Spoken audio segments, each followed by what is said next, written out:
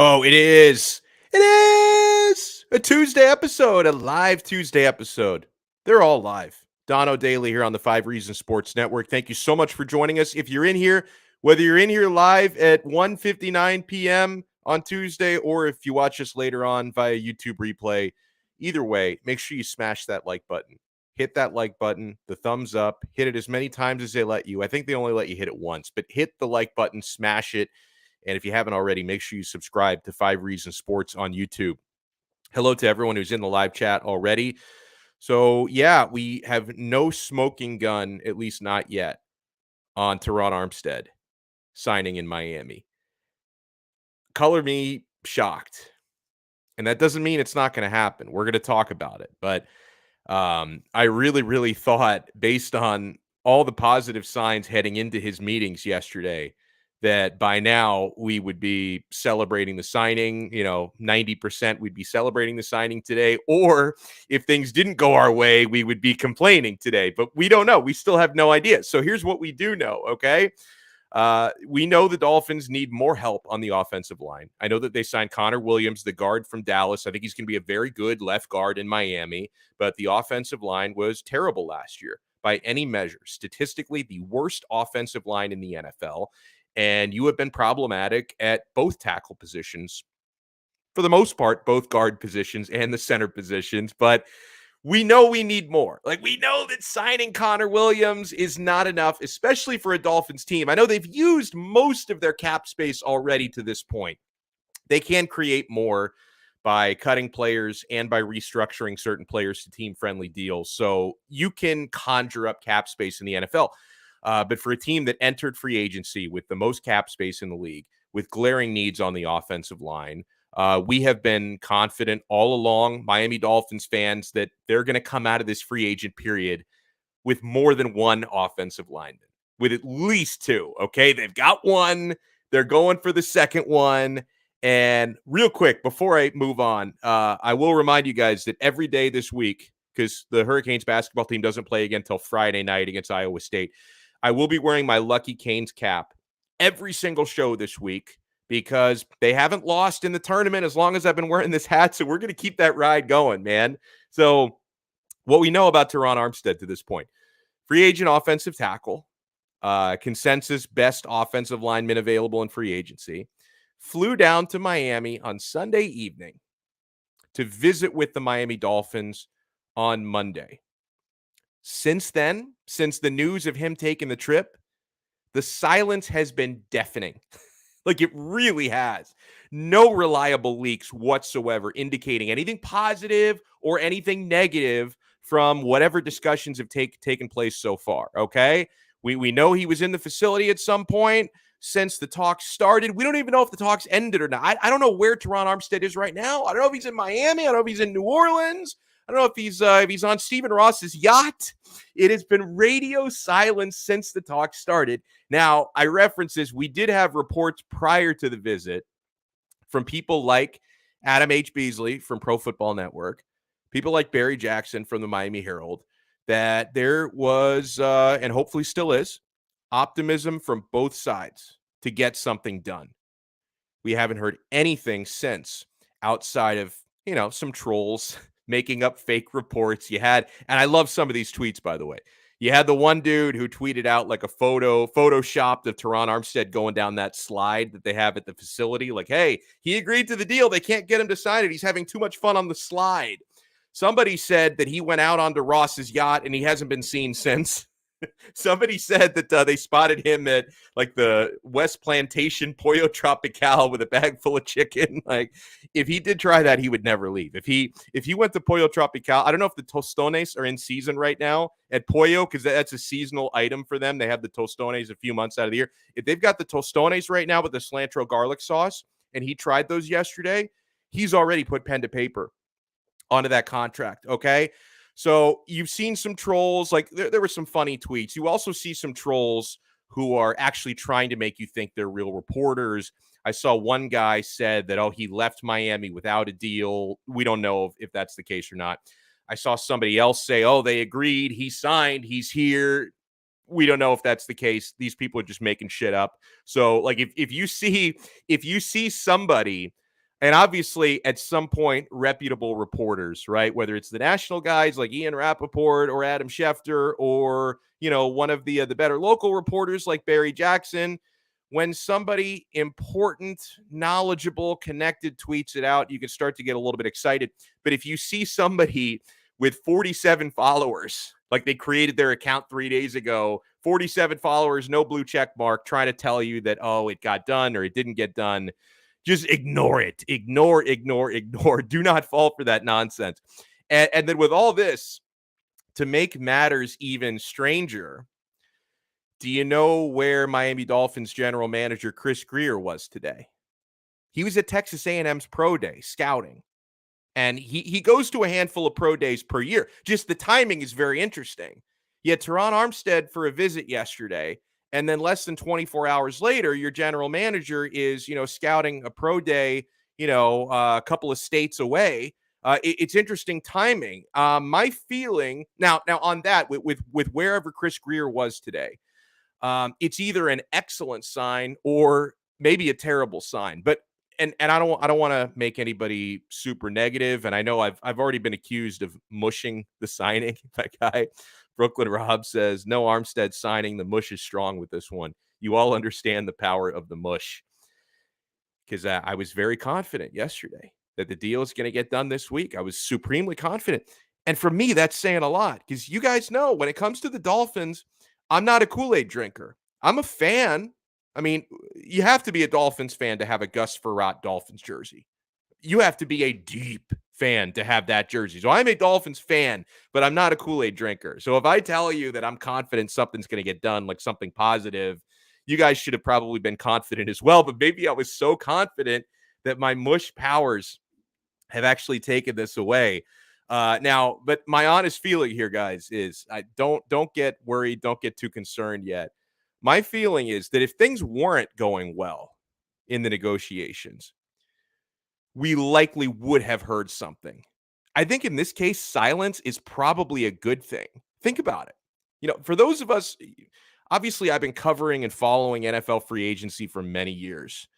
And hello. Did I miss something in the chat? I'm gonna go back to the chat. Wait, did something happen here? Hello?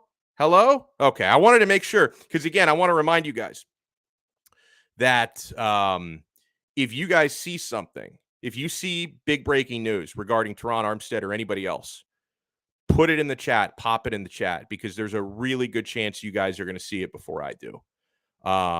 Unfortunately, Manny Chang is not here today because and everything turned out okay outside of property damage, but his girlfriend was in a car accident this morning.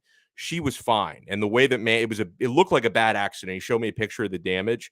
The way that Manny described it to me, he sent me a couple pictures. He said the car saved her life. Like, she got out, from what I understand, she got out of it without a scratch, but still it's an ordeal. You're in shock. You've got to, work out everything with the insurance. It was apparently like a truck caused a 6 or 7 car crash today. Some of you commuting today might have even heard about it. He told me it was on the 836. I don't know like what cross streets or like what exits it was nearby, but yeah, there was a truck on the 836 that caused the 6 or 7 car accident, and Manny Chang's girlfriend was one of those affected. She is okay, thank God. But Manny is not with us here in the studio today, which means if something happens with Tehran Armstead, yeah, thank you, Daniel, 100%, brother. If you see something, say something, because you guys know me. I'm not a great multitasker. I work my ass off to prepare the show before the show, and then during the show, tunnel vision, man. I'm looking at the screen. I'm looking at the chat. So yeah, if you see something happen with Tehran Armstead, let me know, because there's a good chance you guys are going to see it before I do. But think about this. You're more likely to get leaks coming out of those meetings if things are not going well. Because if things are not going well in the negotiations, or God forbid, Armstead just decided, I don't want to play here, I don't want to sign this deal, you would get leaks for that, because if he's still open to being courted by other teams, they would want other teams to know about that, right? Or if they did want to put pressure on the Dolphins to drive up the price, either he wants more money from the Dolphins or he wants the Dolphins to drive up the price for somebody else, You can't create leverage for yourself by saying absolutely nothing. Okay? So I take the silence. I don't love it because when you do this for a living, like I do, and then, bro, there are a ton of Dolphins content creators out there, right? I was watching some of Big O this morning, Dougly Do Wrong. I'm reading a lot of tweets and blogs today. People who do this for a living, even the people who do it as a hobby, who are really good at content creation when it comes to the Dolphins, knowing nothing is frustrating. There's nothing more frustrating than that.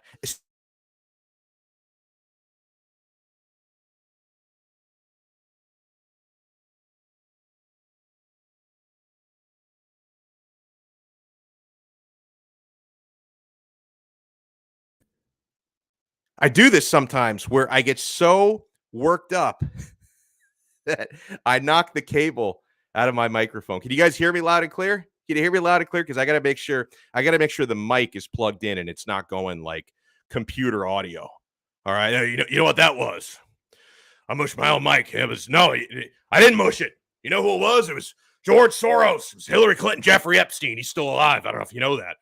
The globalists, the agenda. I poutined myself, someone says.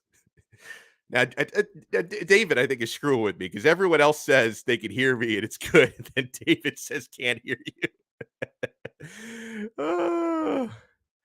Let me read this from Nicole. Can we stop pretending players don't talk? Players want to win. Look at the AFC. Uh, let's see. Okay. So let me finish my thought here. Okay. So again, silence to me more likely to be a good sign than a bad sign, right? Because if things weren't going well, you would have more leaks. Tehran Armstead's camp would want people to know about it. Okay. And again, the feeling heading into the meetings yesterday, and we talked about this with Alfredo Artiaga on the show, who is always awesome. The feeling was, if anything could complicate or hold up this deal getting done, it would be Armstead's health coming off of injury. So the physical examination for him, very important one. And that was something that Adam Beasley noted in his report yesterday, that, pay attention to the physical on this one. So I just want you guys to be aware that you have to wonder if that's a factor here. Okay. So I'm going to keep my fingers crossed that, a poor physical examination is not what is going to hold up this deal. And, for what it's worth, another factor here could be Terron Armstead legitimately being undecided for right now. Undecided between staying at, his adopted home where he's played in 2013, New Orleans with the Saints, maybe re-signing with the Saints. They're not in a great salary cap situation, though. From what I understand, it was reported yesterday that the Dolphins have offered Terron Armstead more guaranteed money than any of the other teams courting him, including the team that would like to keep him in New Orleans. So I think the financial offer would be and is better for Miami than anywhere else, but maybe he's legitimately torn about New Orleans, that the Saints could still be an option for him. And on that note, and guys, I just want you to know, with people who are connected, media folks, and I know you guys like to drag the media folks. Oh, none of these guys know anything. Listen, it's not always easy. The reporting game is not always easy because you tend to get information. Like when these reporters get scoops, they're not getting information because they're looking through somebody's mail and like hacking their emails. Like they're getting information from people who want the information to get out there. And if you're in a case right now, it looks to me like Tehran Armstead's people and the Miami Dolphins just don't want this information out there right now. And everything is really tight-lipped. It's actually kind of cool that for once there don't seem to be any leaks coming out of the Miami Dolphins facility. That might be a Mike McDaniel thing, that he and his staff run a tight ship. And so, like I'm telling you, at least as of when I started this episode at 1:59 p.m., people that I've talked to who cover the Dolphins, most of the people I talked to, but I did talk to a couple people who cover the Saints as well. Nobody knows anything concrete. I got a lot of, I'm asking people, hey, what do you think happens with Terron Armstead? You think the Dolphins? And I get a lot of I don't have anything right now. I don't know for sure, but I did get some opinions, and I'm not going to necessarily put names on a couple of these texts that I received because I just these were off the record conversations. But somebody who I asked that covers the Saints told me 50-50, he said. Now, maybe he's a little bit biased because he covers the Saints, but he said 50-50. I think New Orleans has become his home, he said. Somebody who covers the Miami Dolphins, I asked him, do you think the Dolphins get the Armstead deal done? And he responded to me, I've thought all along, but he emphasized just a hunch, right? Not inside information, just a hunch that he goes back to New Orleans. Other people are leaning to Miami, but I just wanted to throw those out there. And again, we know the Dolphins sounds like they are able to offer him more money, including more guaranteed money than the Saints in a tough salary cap situation are. So if that kind of becomes the deciding factor, then that could lure him to Miami. And it's not like there's a big difference in the quarterbacks, right? He can either block for Tua or he can block for Jameis Winston. I'm sure that most of you in this chat would say he'd much rather block for Tua, much rather. So, and obviously, you guys know that I'm not Tua non. Like I think Tua is he's all right. I hope he gets a lot better. But yeah, I think you'd probably give the slight edge to Tua Tagovailoa over Jameis Winston. But I think the deciding factor would probably be the new adventure and more money in Miami versus staying at my quote unquote home, my adopted home where I've been comfortable, and keeping it rolling with the Saints. And by the way, huge shout out to Devin Jordan. Thank you for the super chat. He says, Donno, are you concerned at all about giving Armstead a mega contract with his injury history? Yeah. At the same time, I just think he's so elite at left tackle. I think he's worth the risk. If you were talking about spending big time money, like this contract could cost the Dolphins, more or less $20 million per season, right? If you're spending that money on a guy who's injured a lot and is not elite at his position, then I'd say bail. But Tehran Armstead is elite at his position. So, and this offensive line is so bad. Like, how much I would love to have a legitimate elite franchise left tackle. I think it's worth the risk. And you know what? Put this down on record. If Terron Armstead signs in Miami and then he is hurt all the time, and, we all get angry, oh, they paid all this money for a guy who's injured, I will forfeit my right to complain about that. Because I'm on record today, March 22nd, the year of our Lord 2022, I am on record in saying, despite his injury history, I think this guy is so elite, he is worth the risk. He's worth the roll of the dice. So by saying this now, I can't come back in a couple of years and say, never should have signed him, because a lot of media guys do that, right? A lot of media guys will just think, no one will remember what I said, a year ago. If I propped up this player and I had an agenda in this player's favor, and then I come out and say, oh, this guy sucks, never should have signed him, they just assume nobody saved the receipts. I want you guys to save the receipts. I'm telling you right now, I think Tehran Armstead is worth the risk despite his injury history. If that comes back to bite the Dolphins, I have forfeited my right forever to complain.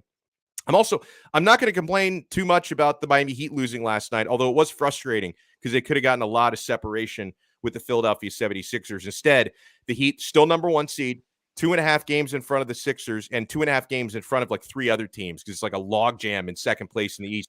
And there's no one better to talk Miami Heat with than Brady Hawk. He is the hardest working man at the 5 Reasons Sports Network. From the articles he does on the website, the 5 takeaways, the Brady breakdowns on Twitter. Brady, do you ever sleep? Like, do you sleep, 2, 3, 4 hours a night? Like, what do you usually get on a normal night? Yeah, sometimes 5. No, I sleep a good amount. It's just we just got to take care of stuff in the non-sleeping hours.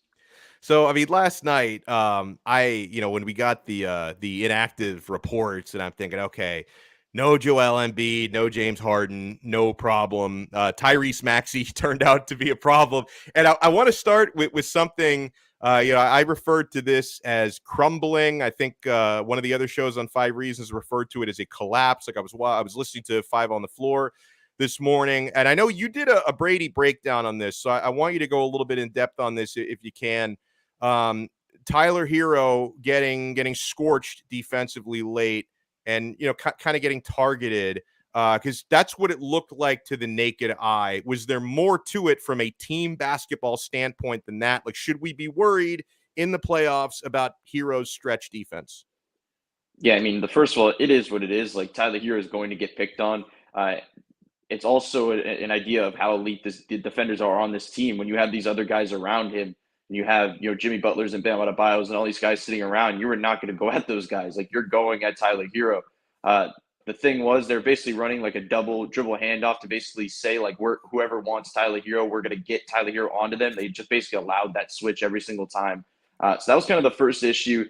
They, for a long period of time, for about 3 minutes straight, when they were going at Tyler from the 6 to the 3 minute mark in the fourth, Max Strus was on the floor. He did not have it going offensively and defensively. He's just not that type of guy on that end, that they had to kind of hide him on Korkmaz in the corner and kind of a limited offensive weapon. The issue I had was that that should be Tyler's assignment. Like I know you can get Tyler once again on the switching on these other guys, but it looks a lot worse when you have two four defenders on the floor in that time than just one. They inserted Jimmy in for Strus. There was still some possessions that was weird to me for about the first possession. They put Jimmy on Korkmaz and had him as kind of that help defender, and they kept Tyler, and he was able to get attacked by Tobias and Tyrese Maxey. But ultimately, it just comes down to, I think the matchup stuff is a big part of it. It is just as simple as Tyler getting picked on. I think they need to mix in some doubles, which they did. And one of the first times they actually mixed in a double, it came a Korkmaz three because Jimmy and Bam kind of fell asleep on the backside. And that kind of was like a really big dagger for them in the fourth. So I'm not worried about them defensively. I'm not worried about them defensively late games. But the Tyler stuff is something to keep an eye on. Not just Tyler himself, but I think they're going to find some counters at least to just hide him a little bit more in those type of possessions.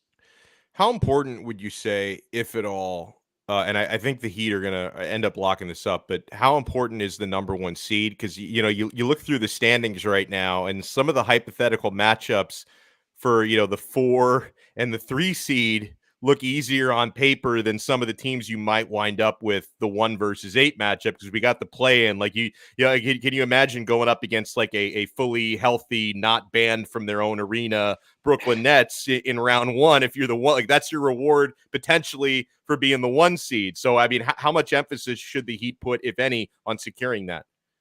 Yeah, well, I think first of all, getting up, the home court advantage throughout the whole playoffs, I think, is a big thing. This team is just really good at home. They've been good at home. That I think that's something to keep an eye on. But there's some things there where if you're the 1 seed, and let's say Milwaukee is definitely in that 2 bracket, you're kind of locking up that if you go on a run, you're meeting them in the Eastern Conference Finals. There's a chance that with Philly and Boston going back and forth, that Boston gets into that 2-3 realm. And I think from Miami's perspective, even though they just lost to Philly last night, you'd rather see Philly than Boston with the way that Boston's playing right now.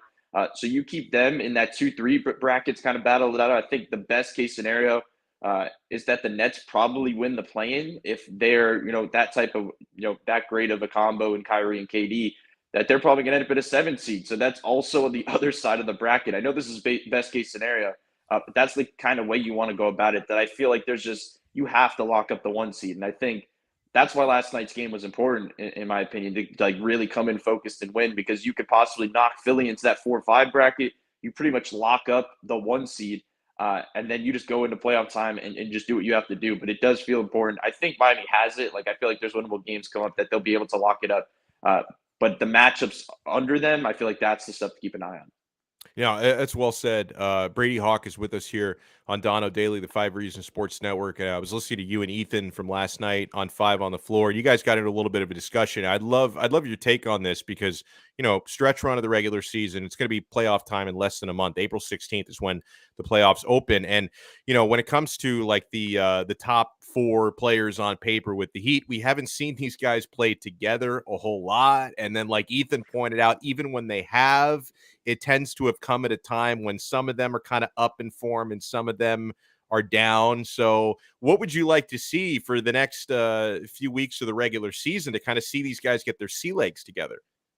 Yeah, I think first of all, I want to just see the main 4 guys on the floor together. Like that's the only way you can kind of build any type of rhythm, evaluate them in any space, is if you see them specifically late in games together. Like seeing them in spots like last night, I don't think is the worst thing. I'm not saying that that's like one of those good losses, but it's just you want to be able to evaluate them down the stretch of the season.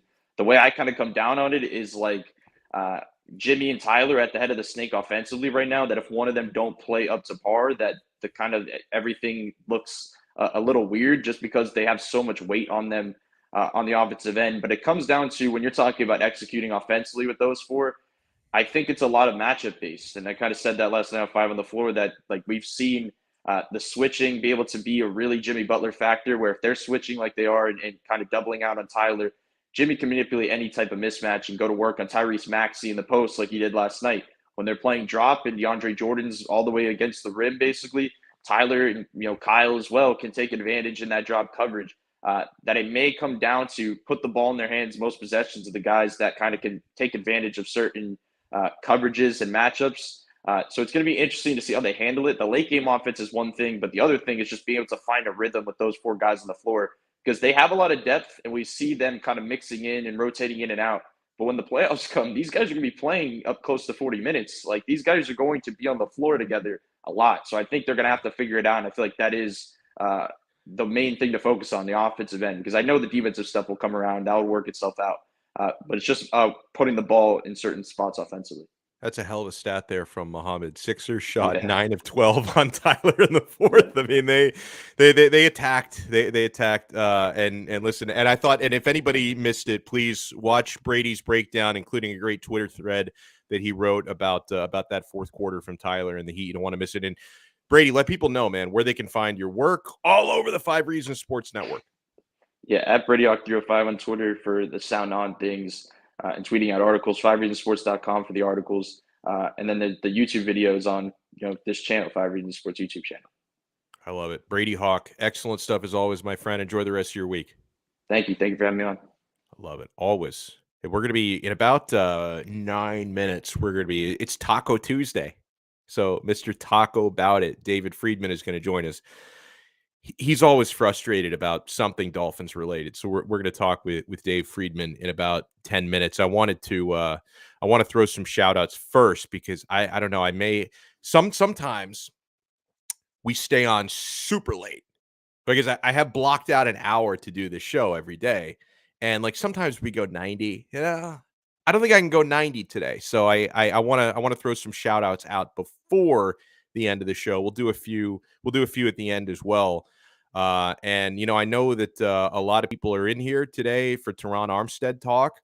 It is frustrating that we really don't know anything about what's gone on with Armstead at the Dolphins facility for the past day. We don't even know his whereabouts at this moment, right? I mean, we don't.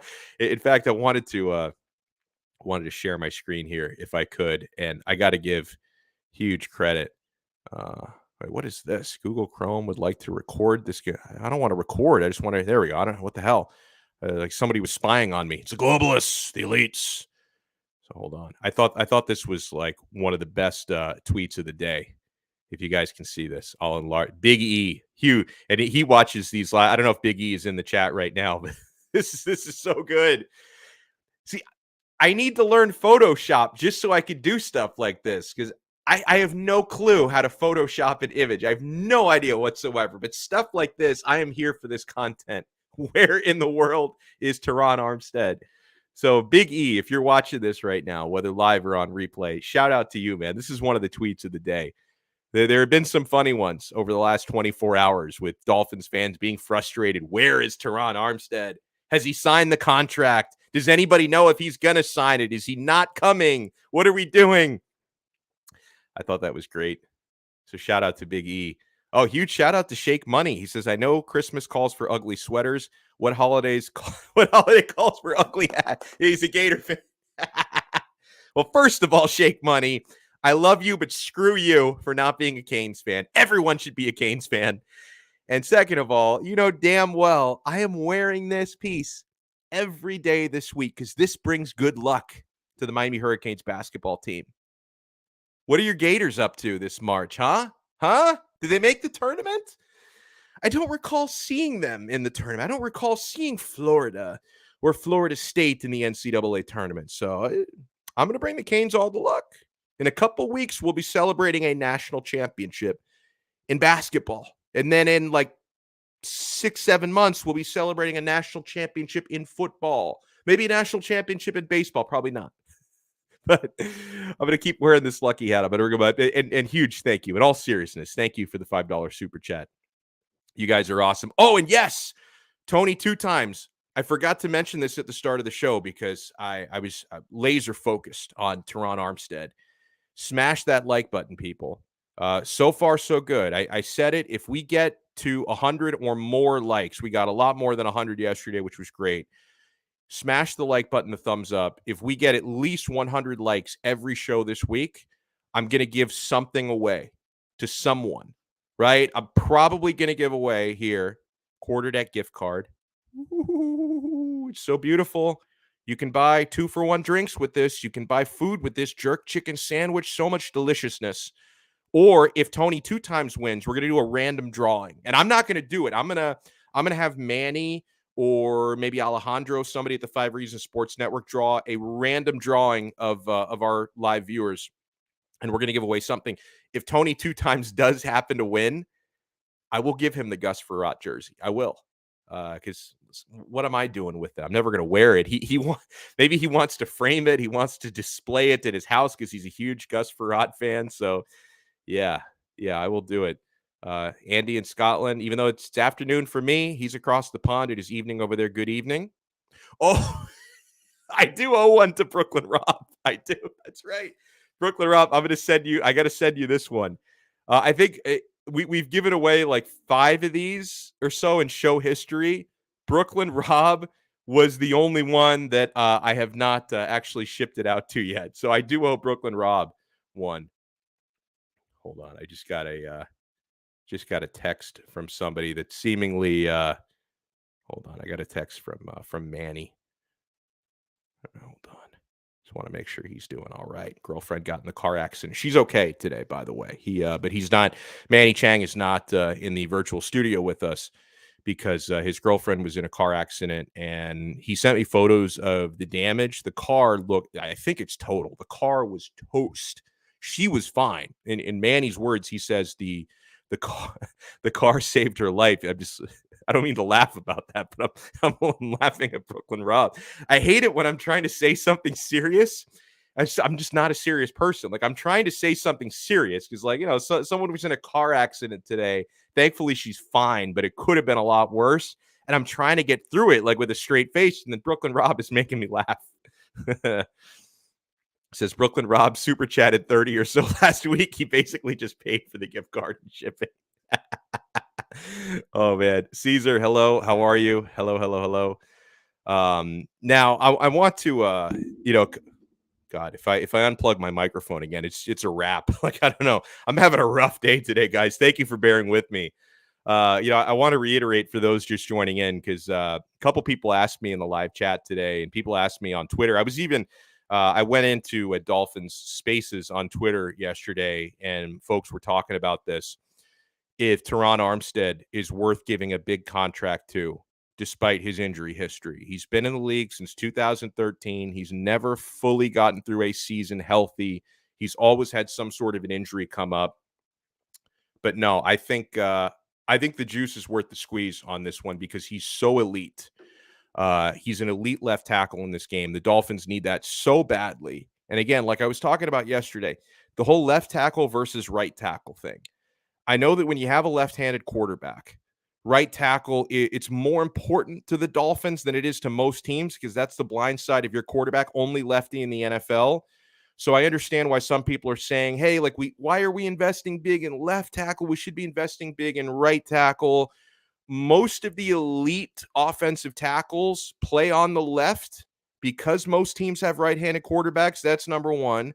Number two, most of the elite pass rushers line up on the offense's left side, okay? And when you have a left-handed quarterback like Tua, he's rolling out to the left. So that side needs to be protected. And I know that there were some right tackles out there. And by the way, the offensive tackle market, it's drying up, man. So if the Dolphins don't get this done, we're in a little bit of trouble. Like, then you go into the draft in April knowing we have to address offensive tackle immediately.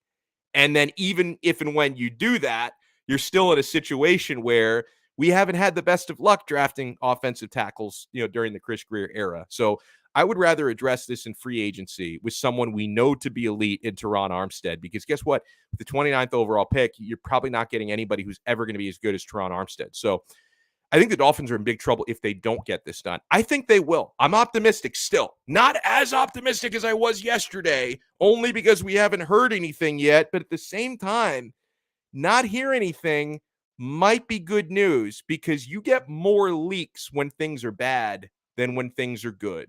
Because if things weren't going well in this negotiation, if he failed the physical exam, or if he just doesn't like the Dolphins' terms, or he decided he wants to stay home in New Orleans, you would get more leaks if things weren't going well, because then you're bringing up your leverage. You can't create leverage for yourself by saying absolutely nothing. So the fact that things are quiet, I tend to believe that more than likely means things are going okay in these negotiations. I know we all want it now, right? Like, the girl from the really spoiled girl from Willy Wonka and the Chocolate Factory, Veruca Salt. I want it now. I want a goose. I want a golden goose. Oh, that girl drove me crazy. Sometimes my son throws fits like that, and it's like, oh my God, my kid is Veruca. He's like a real live Veruca. It's crazy. All right, we're going to actually, real quick, before we bring in our guy, Taco, for Taco Tuesday, I want to remind you, ladies and gentlemen, that, one of the many ways to support this show, there are a few ways. Smash the like button. It's completely free. You don't have to pay a cent to smash the like button. I don't want anyone to think you have to pay for the like button, right? And keep in mind, if we get 100 likes or more on every episode this week, we're going to give you away some free shit. Maybe you'll win the Gus Frerotte jersey. Maybe you'll win a quarterdeck gift card.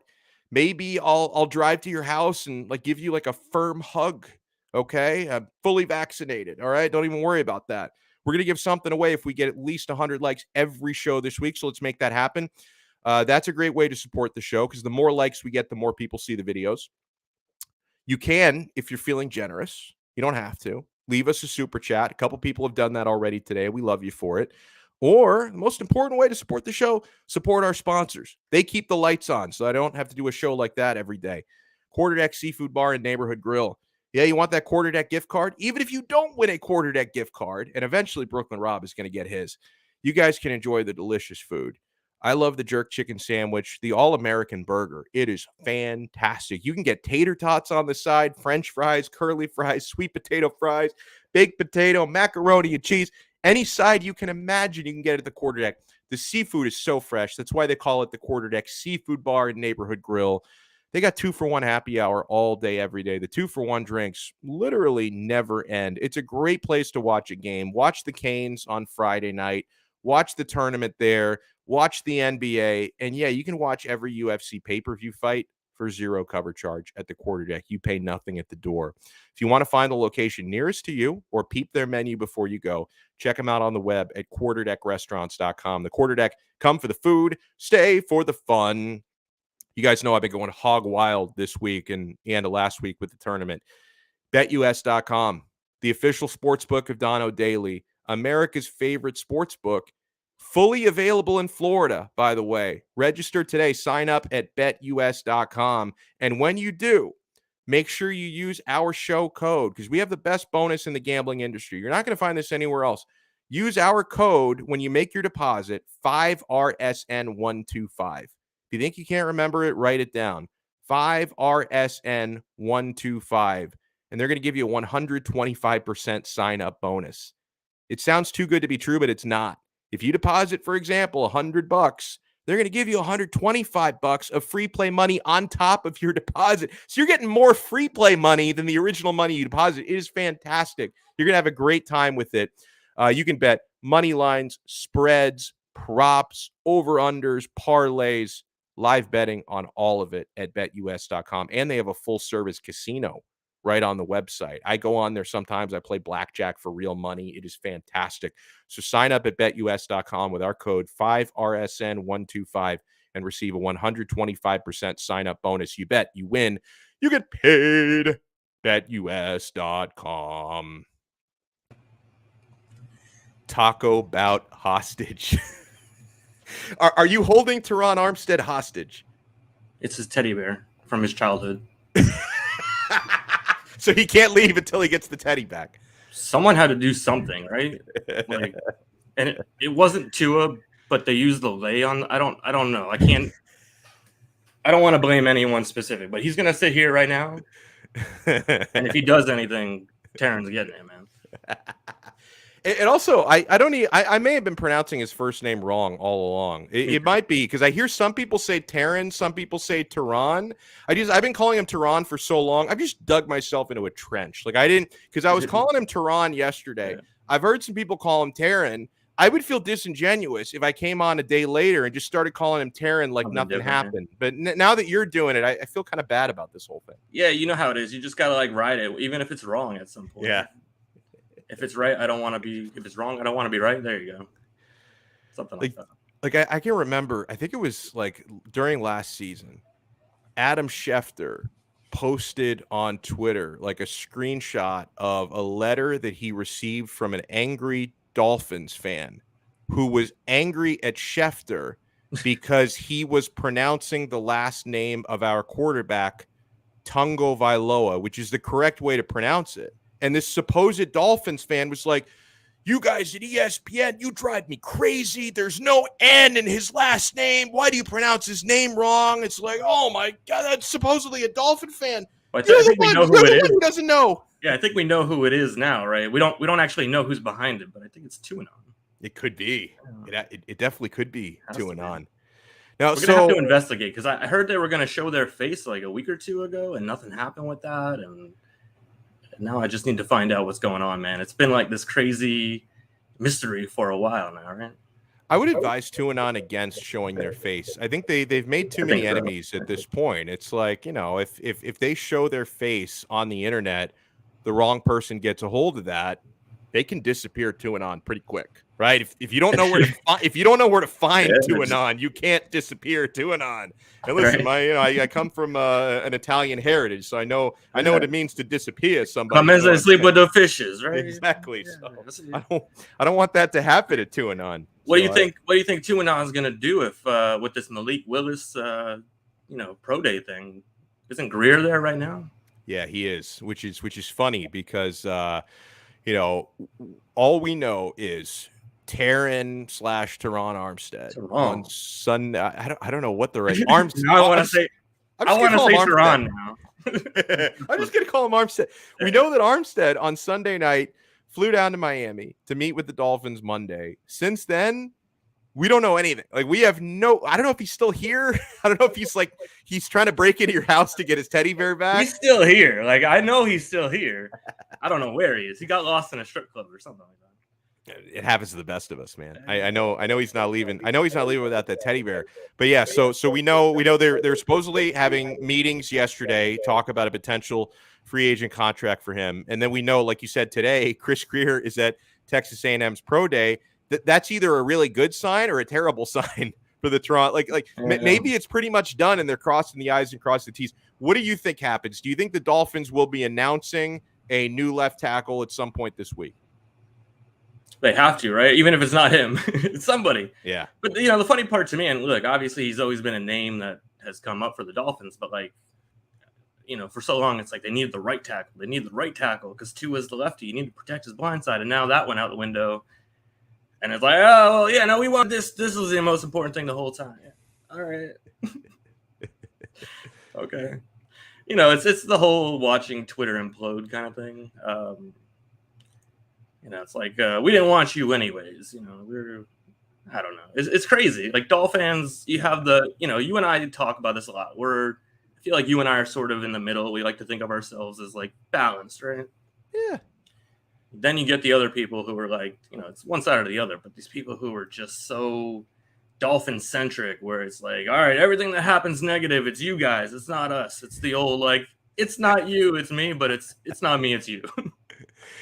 You're right about that because sometimes if Tua doesn't have a very good game, I've seen people try to blame. Well, it's Omar Kelly's fault because he's so negative. Okay, that affects his play, or it's my fault because prior to the trade deadline, I was talking about Deshaun Watson potentially getting traded to Miami. It's like, you created these distractions. How dare you? I didn't How realize you dare had you? power like that. Wouldn't that be something? Like Yeah. if I was really pulling the strings behind the scenes, like Chris Greer, he's just a puppet regime for me. Like I'm really the one who makes player signings. I got Flo fired. I Secret's didn't. out now. As soon as I found out that Flo refused to tamper with the greatest of all time and bring Tom Man. Brady to Miami, I needed that guy. I needed him out of the picture. I got rid of him. I got rid of Flo. It's like, and those things keep popping up, right? Because it came up again that if it wasn't for like the lawsuit thing, that Brady would come down here and reign the team. And and I know you're a Brady guy, so like we can have this conversation. But it's just, I feel like it's never ending. There's always going to be some type of dolphining thing going on, regardless of what's going on. They could be in the Super Bowl and it will still be the same crap. So we're here for the ride, though. That's all And listen, for the record, I still believe that they will sign Terron Armstead. I still believe that's going to happen. But if they don't, because they've clearly put all their eggs in his basket, because every other good available offensive tackle is now off the market. Like the tackle market, it's dried up at this point. So if they don't get this done, I'm going to call this entire free agent period a failure. They've made some decent signings. They made some good signings. Okay. Like I like what they've done with the running back and fullback group. I do like the guard that they brought in, but that's just one position on a terrible offensive line. I like Cedric Wilson. I like that they're keeping Gesicki for at least another year. I like that they brought Ogba back and they brought the defense back. So they've done some good signings. But if you come out of this free agent period not having addressed your most pressing need because you banked on one guy and then ultimately he either decided not to come here or maybe he this is something we're watching. I don't know what happened with his physical. I have no idea if it was pristine or not so good. But like if God forbid the physical didn't go well and they decided they can't sign him and you don't address the most important position need, I'm going to call this entire period a failure. I think you and I, we've talked about this, where it's like the idea of what is a failure for them is simply not protecting Tua and not being able to find out if Tua's the guy. Right. So like whatever else happens, it's not even so much about the winning aspect of it or whatever. It's like you got to give Tua the opportunity. So, you have all these people out here. He doesn't have time to throw. And that's not wrong. But By the way, whose jersey are you wearing today? Is that I'm the biggest Tua fan out there, man. I know you are. Listen, I'm the biggest Gus Frerotte fan out there, but you rep Tua. No, someone else's. They want the jersey. Tony 2 times. Yeah, he's the You're biggest not the biggest fan. Look, the whole thing with the free agency, right? So, I'm not always like the most positive, and it's not that I'm trying to be negative about it. I'm just trying to look at it from all angles, and everyone else is so positive. For me, the one thing that I really do feel positive wise is the Mike McDaniel's thing. Mike McDaniel? Yeah, me too. Tehran. Tehran. It's like what did they do in San Francisco? They had a scheme, which obviously he's bringing here, and that's what they're gonna try and run. And he fits players into it that work, and he works around them. They had a good defense. They had a good offensive line, but they played with Jimmy Garoppolo, and they almost got to 2 Super Bowls. Like they can do this with Tua. I still believe all of that, even with the AFC being all crazy. Like they can compete. They can be what we think they can be. But it hurts like with the O-line stuff, right? You feel like that is such an obvious thing that I just have to feel like McDaniel knows what he's doing. And I'm not saying, he hasn't tried to sign people and whatever, but like I feel like he didn't come here to fail. He'll make it work to some degree. Like I said, it's not about the winning aspect to me. It's understanding is Tua the guy or not. Like that's all I give a shit. Like at the end of the day, right? So I don't know, failure, bust. I think that'll be determined like at the end of the season when we know where we're at the quarterback position. Did you see why Armando Salguero has Dolphin fans really, really angry today? I'll be honest with you. Like I have had him muted for a long time. Really? I don't look. There's certain people where everyone gets all crazy about them, and I'm like, I have no need for that. So, he posted something. He's now with Outkick, and he posted this has a lot. Like the first place that I saw this was he was quote tweeted by a Dolphin fan who I follow, who was like legitimately angry. They're like, you know, and it's funny because like they quote tweeted it, like bringing attention to it in order for them to say, nobody click this, don't give this guy any attention because he's just trying to make it. So then ignore it. Like you're bringing attention to it. It's like to tell someone not to think about a purple elephant. What do you think they're going to do? But so, and listen, you know, you and I don't take this stuff that seriously. Like, I enjoy trolling on both sides, and I think Armando's trolling a little bit here. Like I do think that he knew what he was doing here. So he made a ranking 1 to 16 for the projected starting quarterbacks in the AFC. AFC is loaded. Well, let me go through this real quick for you. This I'm going to start just for the sake of suspense for the guy that we want to hear about. I'm going to start from number 1, and I'm going to work my way down the list. All right, so I'm gonna grab a drink. I'll be right back. All right. So he's got number one in his power rankings. AFC, and the AFC is stacked now with quarterbacks. He's got Patrick Mahomes number 1. I don't think anybody's gonna really argue that. Who's that? Never heard of him.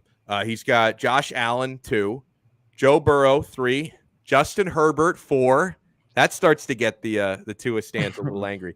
He's got Deshaun Watson now in Cleveland 5, Russell Wilson 6, Derek Carr 7. Lamar Jackson 8, Matt Ryan now in the AFC with the Colts 9, Ryan Tannehill 10. I'd probably rank Tannehill a little lower. I'm not a big Tannehill guy. Mac Jones 11, Mitchell Trubisky 12, Trevor Lawrence right there. Trevor Lawrence 13, Davis Mills 14, Tua 15, Zach Wilson 16. So Mondo literally only, and he goes through explanations for all of them. Maybe I'll read Tua's in a little bit, but he literally in the AFC he only ranks 1 quarterback below Tua. It's too much. Like I will admit that's a little bit too far. But like in reality, yeah, I don't know. Like I'd love to know with the Tua lovers, like where you would put him. Like, do you put him in your top 5? Do you put him in your top 8? I honestly, I think Tua probably belongs. And if you're going, like, we can only really, I guess, you know, maybe I'll include potential as part of it because I think potential is why I would rank Tua ahead of Davis Mills. Just Tua, he's got more potential than Davis Mills. They had virtually identical stats last year, but I do think Tua is better than Houston's Davis Mills. Okay, so I guess I have to look at potential as part of it. But if you combine like potential with production last season, I think it's probably fair to put Tua probably somewhere between 10 to 12, right? Because you look at the guys like Salguero has Tannehill 10. You'd probably have to rank Tua a little bit below Tannehill just based on resume and success. Yeah, Tannehill's got a better situation. You're at Donno right there. You don't want people are coming for you right now. They're coming for me. Yep. But so I think Tua belongs in a conversation with the likes of Mac Jones. I can argue Tua is a little bit better than Mac Jones. Yeah, I would hope so. I mean, like that's the one that bothers me. You know, I actually like the Trubisky move. Like I feel like that's a good fit there.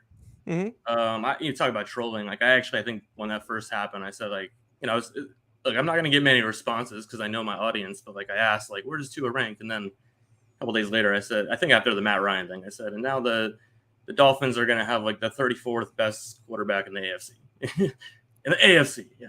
So look, I love Tua. It's a messed up thing, and you and I have discussed like the fact that separating the person Tua from the football player. I still think he can succeed. Like you just look at the physical, and people keep bringing up what you and I talked about months ago, which is after you watch the Kansas City Buffalo game, and you see those guys going back and forth, like it changes your view of what you need to compete. And then look at what happened with the rest of the AFC. Mm-hmm. So look, they can still do their thing. And obviously those AFC West teams, not all of them can get in. And look at how many playoff spots are available. It's like the Dolphins by default seem to have gotten worse, or they're in a worse position than they were going into last year, right? In terms of chances to make the playoffs. So it's like I just feel like we're going down the same path of excuses. There's going to be a lot of excuses at the end of the year based on everything else that's happened and not even stuff that's happened in Miami. You know, I think if the Dolphins get into the playoffs next year, it's not going to be because of the quarterback position. I think it's going to be because of the entire offensive philosophy. I'd feel a lot better about that if they can lock up Terron Armstead or Tehran Armstead. If they can't lock him up, then I get very concerned about what your tackle positions are going to look like next year. But I think if the Dolphins make the playoffs, and this is no disrespect to Tua, because I think Tua can run that offense. I just don't think he does not belong in the same conversation with quarterbacks who are in his conference, like Josh Allen and Pat Mahomes and even Joe Burrow at this point. And Deshaun Watson, assuming he's on the field. Just say right? Herbert. Just say it. Just say it. Oh, I love Herbert. I don't know who loves Herbert. It's probably just go all in. Yeah, I'm gonna go all in. Like I don't think Tua belongs in the conversation with the elite quarterbacks, but I do think he can run this offense, and I think this offense is tried and true, and they've tweaked it over the years. Like the type of running production you can get and the amount of pressure you can take off your quarterback, and they've got talent at wide receiver. I mean, Jalen Waddle is a stud. I think Cedric Wilson is going to be a stud in this offense. You've got Gesicki back, who I think is going to be – they're going to find a creative way to use him essentially as a receiver where, he's not – a creative way to use all of them. And that's why I said, I still have faith in the fact that they can make it work. And I first of all, don't let Tua's trainer hear you about this whole it's not going to be because of Tua thing. And the videos he posts continue to they're it's almost like a Comedy Central, a Saturday Night Live skit or something like that. I appreciate it, but I keep saying all right, but can he do it with pads on in the rain? You know what I'm saying? It's I don't care about any of this. He looks great, but I saw him in Tennessee not look like that. So, I think that Tua can be that guy. Going into that draft, I wanted Tua. I saw a lot in Tua that I thought so I still think it's there. I haven't seen it, so I'm just that person. I'll believe it when I see it, kind of thing. Am I rooting against him? Of course. Do you believe the Earth is round, or are you waiting till you actually get into a spaceship? Which Earth? Are we talking about on this timeline? Everything's round. We're spheres. Big Bang. Oh man. No, look, at the end of the day, I mean, like I said, if I don't really think that if they end up making the playoffs, they make a deep run, and at the same time, we're looking at Tua and still questioning, is this the answer? Look at Jimmy Garoppolo. Yeah. They almost made the Super Bowl. Yeah. And they did make it with Jimmy. The previous. No, they did. But even going back to they almost won. I see what you mean. Yeah, they almost made it again into the Super Bowl, and look how people view him right now. So we can't be in that spot where we're okay. Do we need to draft someone? Do we need to go out and find a big? Just figure it out, man. That's it. Yeah. If Tua's the guy, great. I will wear a Tua jersey every day of my life if I need to. I will buy every lay color there is to match all my outfits, right? But if not, let it go, people. Shit. I love how I didn't really do this on purpose, but I turned the chat into a debate. I didn't really mean to do this because this episode was primarily devoted to Tehran Armstead, and we talked some heat with Brady. It's my fault. Because you wore the jersey. You wore the jersey. It's your fault. It's really Tua's fault. I mean, yeah, it is. It is kind of caused some problems over here. But if you were Tua, you would go to these lengths to not die on the field. Yeah. So look, he put a phone call in. I had to kind of do what I needed to do, but it wasn't Tua. Sorry. Well, I appreciate you as always here on a Taco Tuesday. Taco Bout Hostage, and make sure it is Taco Bout Sports is the Twitter handle, right? Yeah, we're figuring things out, but we're keeping that name for now. Well, and before we let you run, man, let's talk a little bit about Prize Picks, because you do the Prize Picks on 5 shows. I am a believer, and I still have. I know. I was gonna send it to him before I came on because I forgot. But here, is that the new one? It looks the same. It's just got a border around it. Yeah, the colors are off on the cup, but But it's the same thing. They just put a border on it. I fixed it, so at least I did something. Okay. Well, listen, man. I am a full believer in Prize Picks, because this, to me, first of all, I don't have the type of patience that I used to. I do one yearly fantasy league per year. I'm not a big fan of the yearly stuff. It's why do I want to wait 4 or 5 months to figure out if I win shit or not? I like instant gratification. Prize Picks combines my love for daily fantasy with my love for parlays, right? You select 2, 3, 4 players. You go over, under different statistics, fantasy projections. and you win real cash, man. And Dave, I'm surprised you're even on today, Dave, because you're shopping for your second yacht. You're doing so well in Prize Picks. Well, I was just putting my pillow together. It's got a lot of cash like stuffed in. I don't even deal with the feathers and stuff. I was just like, that's why I was rushing over here earlier. Actually last weekend. So it's funny, obviously you go sign up with code 5 because that's what we all do here if we're cool. But even we'll give you our picks on Prize Picks on 5 with Ethan and Dave. Like I myself, I don't do all the sports, so I follow certain people on Twitter, and I'll go through and use picks that I feel like are solid. And this weekend I had some college basketball stuff going, some soccer stuff going, some Call of Duty, and all these crazy League of Legends. Wait, hold on. I had no idea you could do over unders on video games. Yep. So like I had 5 picks going, and they're all mixed sports and this and that, and I was hitting, and you don't even have to like know stuff. That's the thing. If you like money, you use your brain. Find some people who know what they're doing, like me and Ethan and Dave and Donno. And win some money with us, man. Like I've been trying to tell you, like I'm almost at 2 million, and it's like a week later. I was at 1 million last week. You double your money. I'm trying to give you all money. Like that's it. Dude, you just blew my mind that you could do over unders on like so. This is like people playing Call of Duty. Like you can if someone's going to go over. Like, do you know who these people are that are playing the video game? Of course, I know all of them. Like I study every. No, I don't know any of that. I used to know like all the athletes and all their names. I don't even know that anymore. But no, wow. Like I said, man, these people, they study this stuff, and I will follow certain people. They're watching this stuff live. I can't get into all that, but I will win some money off of it. That's all I know. That is incredible. So I learned something new today. I love Prize Picks. I had no clue I could take Call of Duty over under. So and like Dave said, you can go cross sport. You can have a Call of Duty bro. You could have an NBA player, college basketball player, NHL player, all in the same selection. So it's fantastic. And he mentioned the code 5. You see it below me. Spell it out. When you sign up at prizepicks.com or the Prize Picks mobile app, use our code 5. That's FIVE. And they're going to match your first deposit 100% up to $100. 5 FIVE. Well, Dave, huge shout out, my friend. I hope you see Armstead soon to get him the bear back, but make sure don't give it to him unless he signs the contract. Okay. All right. I'm not giving him back at all. Like you see how dark it is in here. The lights are always on. He's not like until that contract is signed, and we know he's no. I love it. We're not playing over here. I love it. Well, enjoy it, my friend. And I'm expecting the contract to be signed within the next 24 hours, God willing. If not, like this bear, I'm not feeding him, so I don't know what's gonna happen, I love it. Enjoy your day, my friend. Enjoy the day. I love it. Oh my God. I just 15 minutes ago, I just brought up the name Tua, and the chat gets angry. I want Tua to succeed. I do. I like him. Yeah. And Inferno Jack is asking the question everybody wants answered. Anything on Tehran Armstead? As of most of this episode, no.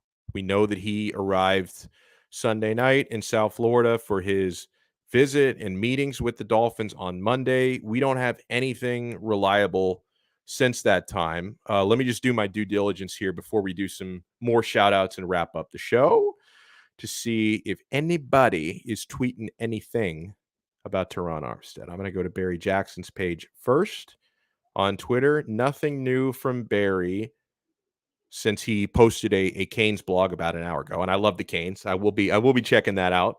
Let me see. Who else should I check here? Let me check Adam Huntington Beasley. But no, I mean, long story short, I do not think there's anything whatsoever new on Tehran Armstead. It's actually been impressive how quiet this has been. And by the way, I agree with this 1,000%. Whether or not you sign Armstead, either way, go out and get JC Tretter to play center because he is a clear upgrade over Michael Dieter or anyone else the Dolphins would think about plugging in at the center position currently on this roster. That is an opportunity. And I think you could potentially afford both of them assuming you're going to be making roster cuts to free up more salary cap space. And there are a couple of players who are candidates to restructure to create more cap space in the short term. So I would get both of them. And even if for whatever reason, I'm still optimistic about Armstead, but if for whatever reason Armstead doesn't sign here, I would still go out and get JC Treader. But no, I do not see anything new from anybody who might know or would know about what is going on with Armstead. So unfortunately, we're going to have to wrap up this episode without any breaking news. This was another one this morning, because I come up with the titles to these episodes. I come up with these titles very early in the morning. And if there is some kind of news that breaks during the day that affects the title of the episode, I change it, right?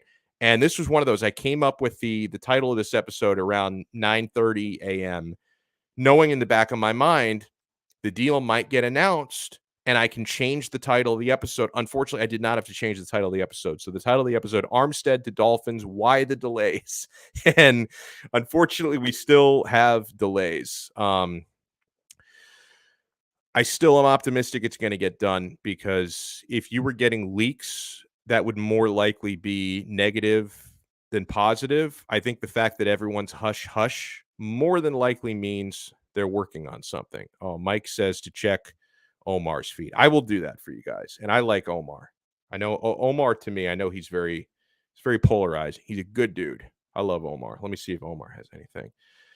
No, he retweeted his colleague David Furones, who wrote a story, says, as we await Tehran Armstead news, new Dolphins free agent acquisition, Connor Williams feels ready to play any position on the O-line. Oh, that's the most depressing headline ever. That is Connor Williams is an excellent left guard. That's the position he's played his entire NFL career. He did play tackle in college, to be fair, but in the NFL, he has played left guard only, and he's very good at that. I want Connor Williams to be the left guard of the Miami Dolphins. I don't want to bring him in and then get cute, shift the O-line. We've gotten in enough trouble over the years. Like, how many different positions has Jesse Davis played? All of them poorly. Liam Eichenberg, how many different positions did he play last year? Austin Jackson. You know, when you have like 5 O-linemen that you shuffle around to different positions every week, it means you have no offensive line, right? Like, I want Connor Williams to be exclusively a left guard. You can do that if you sign someone like Terron Armstead, who will be your elite full-time left tackle, as long as he's healthy, of course, knock on wood. But I don't even want to discuss bringing in a very good left guard and then changing positions. I'm happy to have Connor Williams here, but I want Connor Williams here playing left guard, not anywhere else on the line. So let me see. No, unfortunately there is still nothing new. Nothing. Hold on, Mike. You said he has some news. Well, what did you share it with me then? Because I just looked at Omar's timeline and he didn't have anything new on that. Where did he say it? Did he say it on Twitter? If you heard something, like we said in the chat earlier, see something, say something. If you heard Omar say something, I don't see it on Twitter, tell me what it was. Now I'm gonna have to go deeper on his timeline here to see if he said anything interesting. He says, funny story, maybe. While everyone was bickering and fighting about what to do with the 2018 first-round pick, Chris Greer took the reins on Ross, Tannenbaum, Gase, and told them, we are taking Minka. One season later, Fitzpatrick wanted out of Miami, and Greer was forced to trade. That's nothing to do with Armstead. So I haven't seen any news, Mike. I still see nothing. Nicole Carpenter says, do you think they told McCochin he had to make Jesse Davis a player like Tua? I hope not. Jesse Davis is like a CFL quality player. Unfortunately, he is capable of playing every position on the offensive line, just not capable of playing any of them well, is the thing with Jesse Davis. And I did see, I don't know if I can find the exact message at this point, but I did see a message come in, someone asking me if he thinks that Applebaum and McCochin can coach up the existing offensive line players and make them better. Maybe. How much better, I think, is the big question. Like, do you really think Jesse Davis and Austin Jackson that they can turn them into elite guards or tackles? And why would you take that gamble with how bad the offensive line was last year? I think you need to bank. And I know you don't have the money left. Like, you can't literally replace the entire offensive line. They could have technically done that at the start of free agency. If they didn't invest in any other position, they could have completely revamped the offensive line. I understand why they chose not to do that, because there are other positions of need, including keeping your own guys on defense. So I think they made the decision at the start of free agency that we are going to bring in 2 new starters on the offensive line. And Connor Williams was the first of those, and they are banking on Terron Armstead to be the second of those. And I don't want anyone to be pretending like, oh, they don't really want, like, if they don't really want to sign Armstead, they just want to use the same guys, then, why have they actually been aggressive in pursuing him? Because they were not aggressive on Lyle Collins, for example. They weren't aggressive on Trent Brown or Morgan Moses. They chose to only be aggressive for Tehran Armstead. That makes me believe they were optimistic on getting something done, and that was the guy that they targeted all along. And so I still think they're going to get him. If they don't, we can't pretend that was the plan all along. Like, if Tehran Armstead doesn't sign here, we can't go back and look at it in hindsight and say, well, really all along they just planned on McCochin and Applebaum just improving the existing offensive line. No, if they don't get Armstead, they swung and they missed. That's the bottom line. So if they don't get it done, I'm going to look at this as a failure of a free agent period.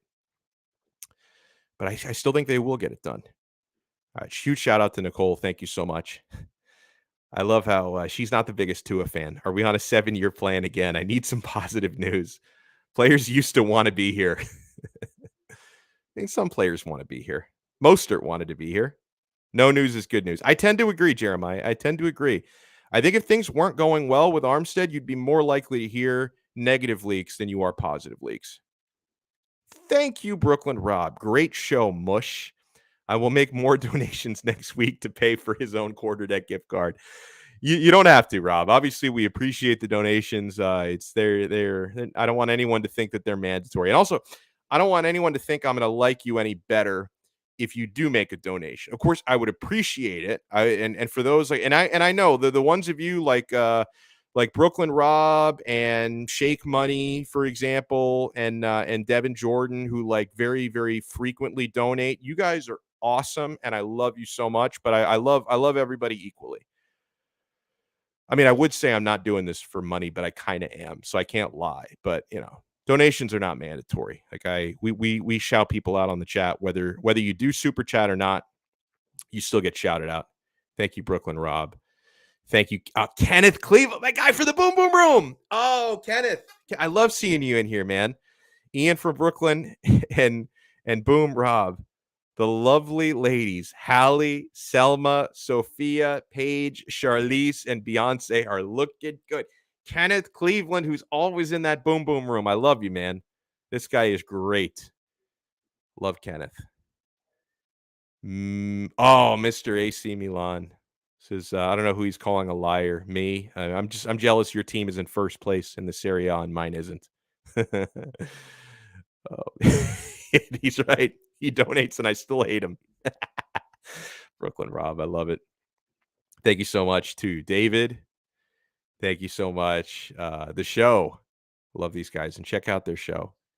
Says no thanks on Baker Mayfield. He wants to get paid to us 100%. I agree with you 100%. Like, I can't remember if I talked about this on QAM yesterday. I was on from 6 to 8 last night, or if I talked about it on the show yesterday. But yeah, somebody asked me about Baker Mayfield to the Dolphins. Obviously, it's not happening, but like, would I prefer Mayfield than Tua?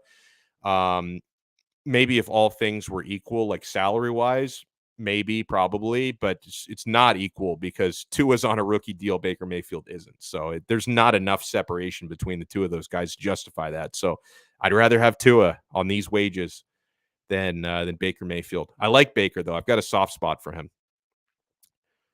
Tony 2 times, thank you so much. IMAX says, hell no on Baker. Oh, man.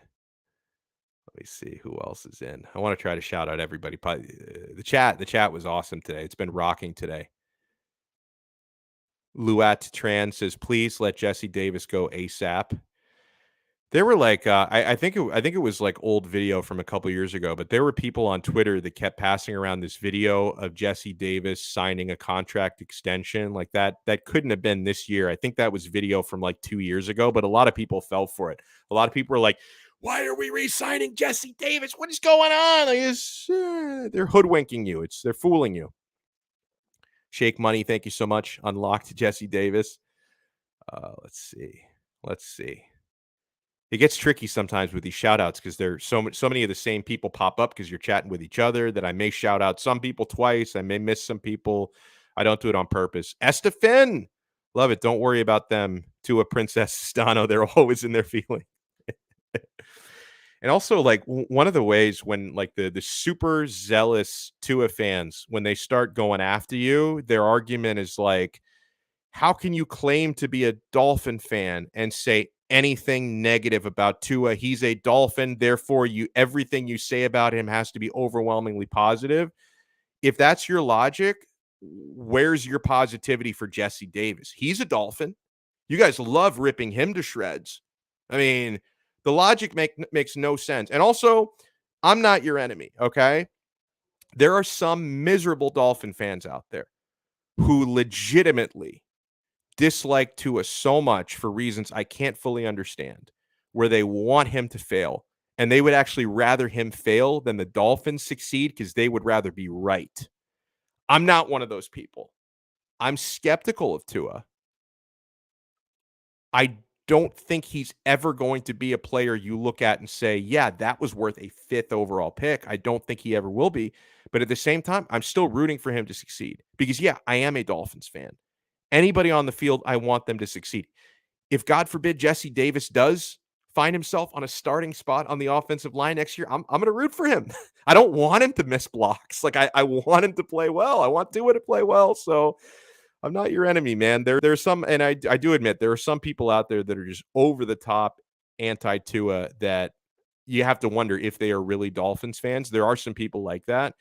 But not everybody who doubts him is like that. There are some of us out there that don't think he's great, but want him to be, because I do want him to be great, even if it means some of you guys using my own words against me, right? Like if Tua wins a Super Bowl in the next couple of years in a Dolphins uniform, there are a lot of people out there who won't want me to enjoy that because you're just going to be throwing old tweets of mine in my face. Like, you see this clown? I get called a clown a lot. I don't know. I'll take it as a compliment. Clowns make people laugh. Okay. I get called a clown a lot because I doubt Tua sometimes. And I know they're going to throw old tweets of mine back in my face. So some people won't want me to enjoy it, but I will enjoy it. If Tua wins a Super Bowl, I will enjoy it. And I will say I was wrong. I will say that. And I hope I get to say that. And that's legitimate. Thank you so much for watching today. We appreciate you. Lance McDonald. We are going to have to overpay any great player. Yeah, that's usually the case in free agency. Sometimes when you keep your own, which I think has been the case for the Dolphins, when you keep your own, you can get the hometown discount sometimes. When you're signing outside free agents, you usually have to overpay. That's just the name of the game. It's just the way it works. And that's why players love being free agents so much, right? Because they know if I get to free agency and I'm good, someone's going to pay me more money than I thought ever possible. I mean, even like look at Deshaun Watson. He wasn't even a free agent, but he gets traded and gets a new deal. This guy's getting $80 million guaranteed more than any other player in NFL history has ever gotten. So yeah, they overpaid for him. They overpaid. He's a very good quarterback, you know, with all the personal stuff and legal stuff aside. Just talking about Watson on the field, he's a very good quarterback. But should he be, you know, getting the most guaranteed money in NFL history? No, they overpaid for him. That's what happens in free agency. Jack Klompus. Take the pen. Just try the pen, Jerry. It was a gift. Morty, where did you get that Cadillac from? I love Jack Klompus. You know, one of my favorite residents of Del Boca Vista. Inferno Jack, thank you so much. Just asking anything on Armstead. I wish.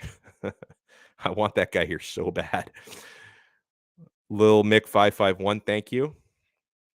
By the way, you remember when I started the show at 2? I'm like, maybe we'll get finished before 3 o'clock. It's 3:18 already. This is like it's like a time vortex. Time moves at a different speed here. I have so much fun that you know, and you know, I was so pumped today to see some Armstead news. You know what happened to me today? I woke up at 4 a.m. and I started checking my phone to see if there's anything on Armstead, maybe some news dropped overnight, late at night. I got so jazzed up. 4 a.m. I had to pee. I'm getting older, so I can't get through a whole night. I got to wake up and pee like at 4 a.m. And when I go back in bed, I check my phone and I start scrolling around for Tehran Armstead news. There wasn't any. Then I got so raw I couldn't go back to sleep after that. I've been up since 4 in the morning. I didn't have to wake up at 4 in the morning. Like last Friday, I filled in for Tobin on the 790 morning show. I had to wake up at 4 in the. I didn't have to wake up at 4 in the morning today. I could have slept until past 7, but here we are. I'm all worked up. I've had 3 espresso shots already today. Whew. And I make them strong too.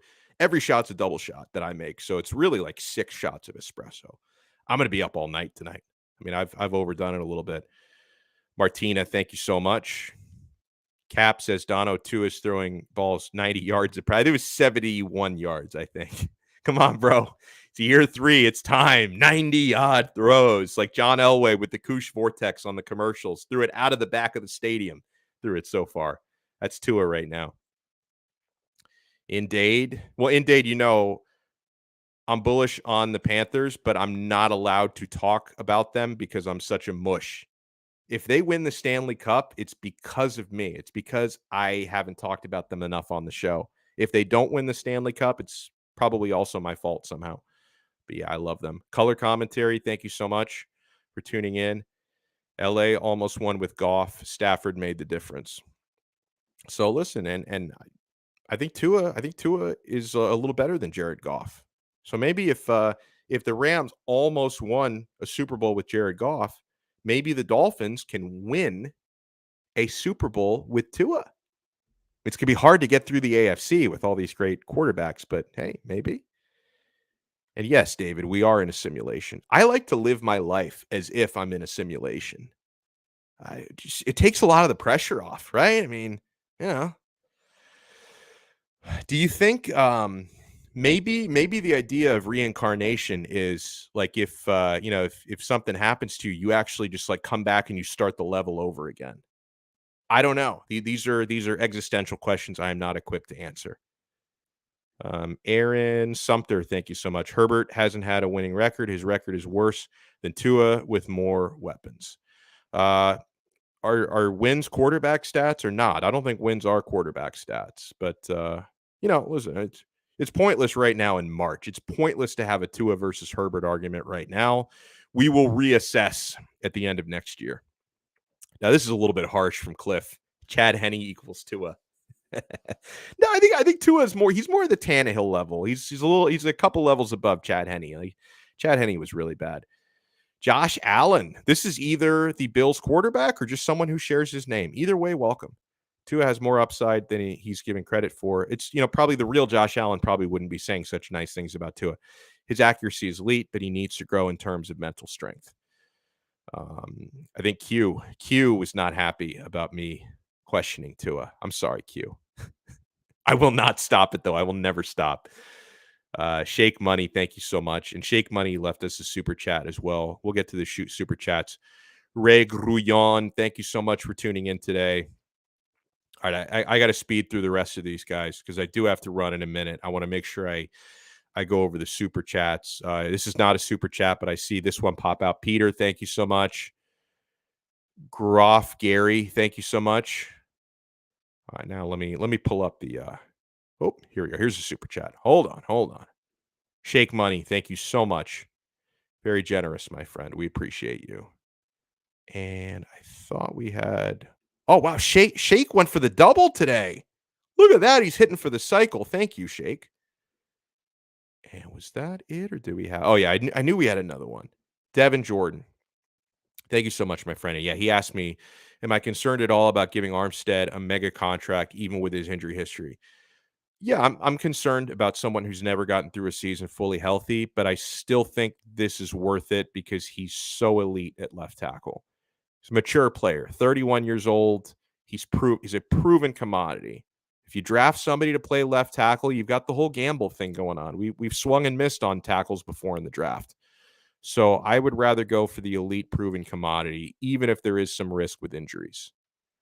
That's all I'll say about that. Huge shout out. Thank you, everyone who tuned in. Make sure you support our sponsors. Have dinner tonight or tomorrow night or Friday night to watch the Canes in the Sweet 16 at the Quarterdeck Seafood Bar and Neighborhood Grill. Check them out online if you want to check out their menu before you go. Find the location nearest to you, quarterdeckrestaurants.com. The Quarterdeck, come for the food, stay for the fun. And place your wagers at America's favorite sportsbook. And yes, they are available in Florida. Sign up today, betus.com, full-service sportsbook and an online casino. And use our code 5RSN125 to receive a 125% sign-up bonus. You bet, you win, you get paid. BetUS.com. I have wondered this. Cardfins68. I have wondered this if something is up with his physical. I don't have any info on that, but I do know that heading into his visit, that was one of the things that we've been keeping an eye on because he is coming off injury. He is a guy who's suffered injuries throughout his career. And Adam Beasley did say, hey, the physical is going to be important for this one. So that could be one of the potential stumbling blocks in getting a deal done. But I don't have any information on how his physical went. So anything I say about that is only speculation, but that is a fair thing to speculate about. Like if you have any concerns as to why there's a delay apparently in getting this done, the delay could come from him being legitimately undecided and maybe wanting to re-sign with New Orleans, although they probably can't afford to pay him what the Dolphins can because Dolphins are in a better cap situation, but he still could want to stay there. Or, yeah, and I couldn't remember which knee it was, but yeah, the left knee. I think that is the one. Yeah, he does have those issues. But I want to close with this thought from Cap. Stay positive, guys. We are going 17-0.